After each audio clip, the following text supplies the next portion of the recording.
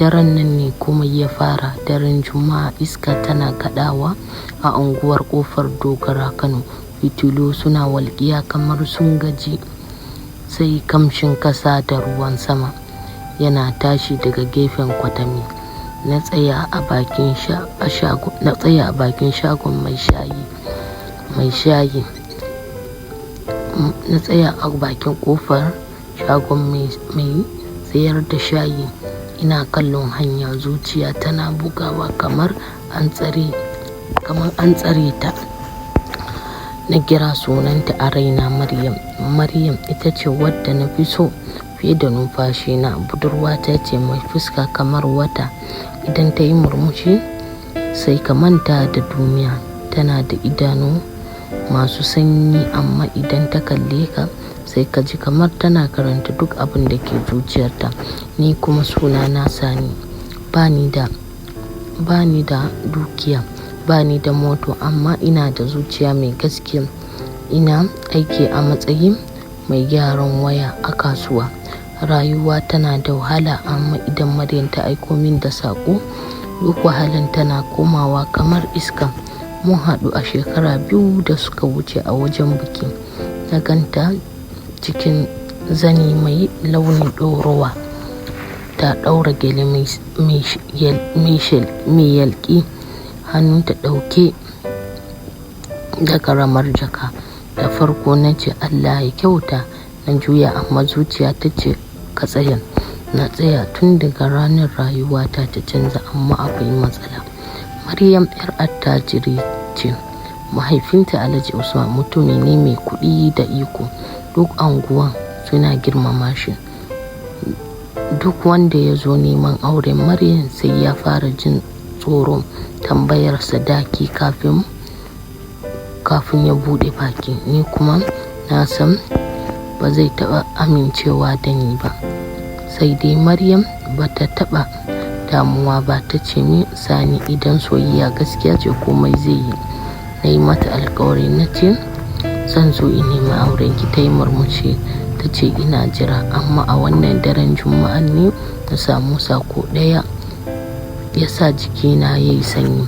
Sakon ya zo daga lambar Maryam. Sani, don Allah ka zo gida yanzu, na shiga matsala. Kada ka gaya wa kowa. Na karanta sako sau 3, hannuna yana rawa. Na bi hanya cikin gaggawa, zuciya tana tsalle kamar tsuntsu a tarko. Gidan su Maryam babban gida ne mai katanga mai tsaho. Ƙofar karfi tana da tsawo, amma Maryam ta riga da ta gaya min yadda zan shiga idan akwai gaggawa. Na zagaya ta baya, na sami karamin kofa na shiga. Dare ya yi shiru, sai karan ganyen bishiya suna motsi. Na taka a hankali har na kai kusa da ɗakin bayan gida. Sai na ji kukan Maryam. Na yi sauri na buɗe ƙofar ɗaki da take amfani da shi a bayan falo. Fitila mai rauni tana kunne. Maryam tana zaune a ƙasa, tana sanye da doguwar riga da idanu cike da hawaye. Da na ganta haka, zuciyata ta karye. Maryam, me ya faru? Ta ɗaga kai ta kalle ni. Fuskarta ta kumbura saboda kuka. Ta ce, Sani, sun gano mu. Na tsaya cak kuwa. Ta ce mahaifina ya gano sakonninmu a wayata. Na ji kamar an bugi kirjina da dutse. Na ci gaba da magana cikin rawar murya. Na ce ba zai taɓa barin in aure talaka ba. Ya ce gobe zai ɗaura min aure da wani mutum.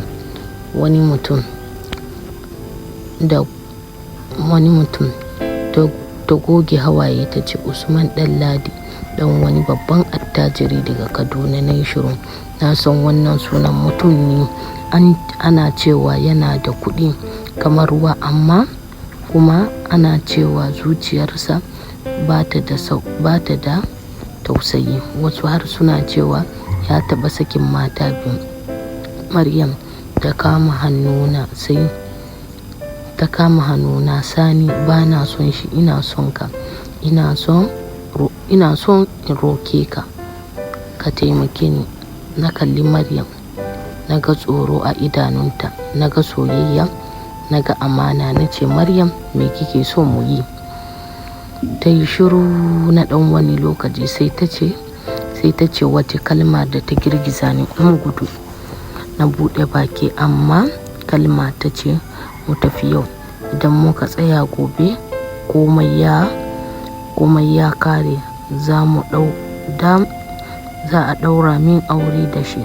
Sani wallahi zan mutu idan na aure wata bana so. Na ji zuciya na bugawa da karfi.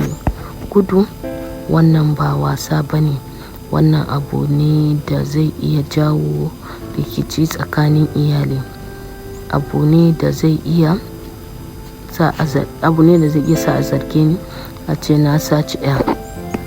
Amma idan na ƙi zan rasa Maryam har abada. Na kalli fuskar ta, hawaye suna sauka kamar ruwan sama. Na ce a hankali, Maryam idan muka gudu rayuwarmu ba za ta zama ɗaya ba. Za ki bar gidanku, za ki bar jin daɗi. Ta ce ina so in bar komai saboda kai. Na fi son zama a ɗaki karami fiye da zama a fadar zinariya ba tare da soyayya ba. Wannan kalman ta kashe tsoron da ke zuciyata. Na ce to mu tafi. Maryam ta miƙe da sauri ta ɗauka karamar jaka ta ce na riga na shirya. Na saka kuɗi kaɗan na ɗauko takarduna. Na ji tsoro amma zuciya tana cewa wannan ita ce soyayya ta gaskiya. Muka fita a hankali daga gidan, iska tana kaɗawa, gajimare ya rufe wata. Muna bin gefen katanga muna takawa kamar masu laifi.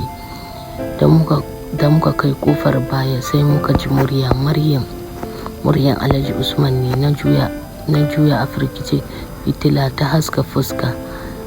Yana tsaye tare da dogarawa biyu, fuskarsa cike da fushi.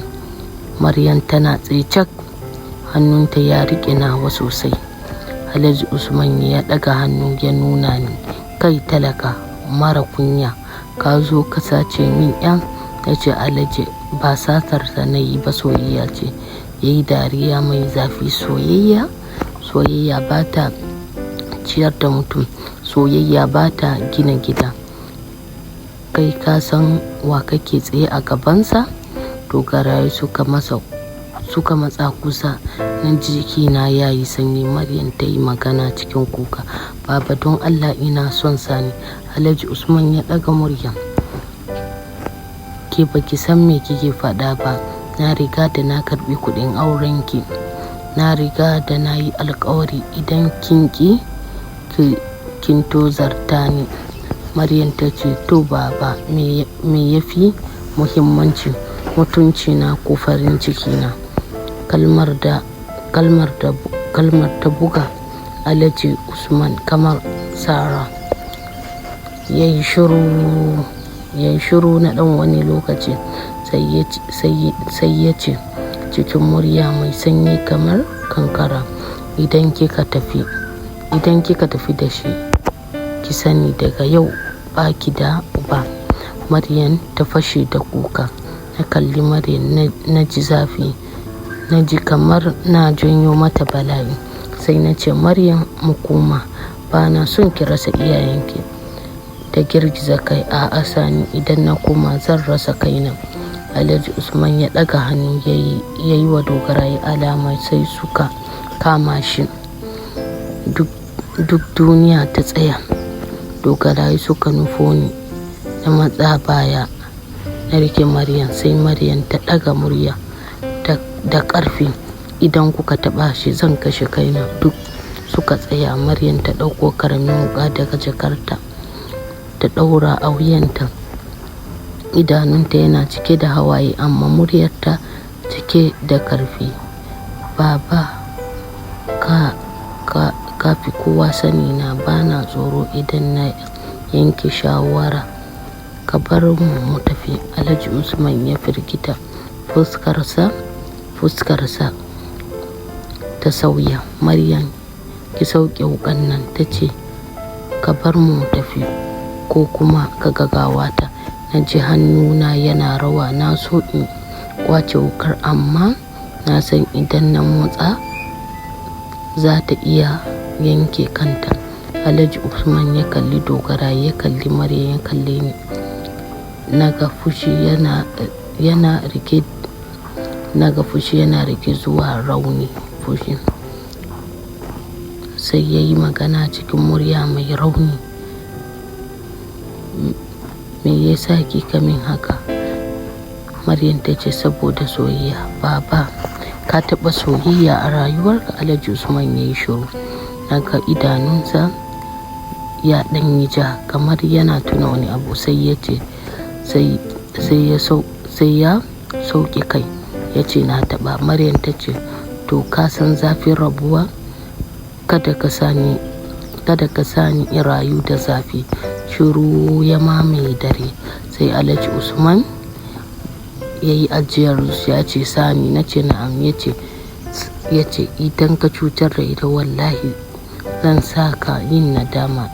Na ce Alhaji zan kare ta da raina. Ya yi shiru sannan ya ce ku tafi. Maryam ta sauke wuka, ta fashe da kuka, ta rungumi mahaifinta. Na gode baba. Alhaji Usman bai rungume ta ba amma na ga hannunsa yana rawa, yana juya fuska kamar yana ɓoye hawaye. Muka fita muka gudu cikin dare, muka hau mashin ɗin haya muka nufi tashar moto muka bar Kano. A cikin moto Maryam ta jingine jikinta a kafaɗata. Hawaye suna sauka amma tana murmushi. Ta ce Sani, kaga soyayya ta yi nasara. Na ce ba daga nan ba Maryam, sabuwar rayuwa ce yanzu. Mu je Kaduna. Muka fara rayuwa a ɗaki karami. Na ci gaba da gyaran waya. Maryam ta fara koyon ɗinki. Muna shan wahala, muna shan yunwa amma muna tare. Wata rana bayan wata 6 na samu kira daga lamba da ban sani ba. Na ɗaga. Muryar Alhaji Usman ne. Ya ce Sani. Na ce Alhaji. Ya ce na daɗe ban ji muryar ƴata ba, tana lafiya? Na kalli Maryam tana wanki kaya a gefe tana murmushi. Na ce lafiya lau. Sai ya yi shiru sannan ya ce ku zo gida. Na kasa magana. Na ce na yi tunani, na gane dukiya ba ta kawo farin ciki ba. Idan soyayya ta gaskiya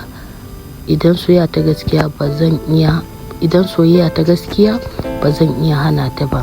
Na ji hawaye sun taru a idanuna. Na ce Alhaji na gode. Maryam ta karɓi waya da sauri. Baba. Sai na ji kukanta amma wannan karon na farin ciki. A ranar da muka koma Kano, Alhaji Usman ya tarbe mu a kofar gida.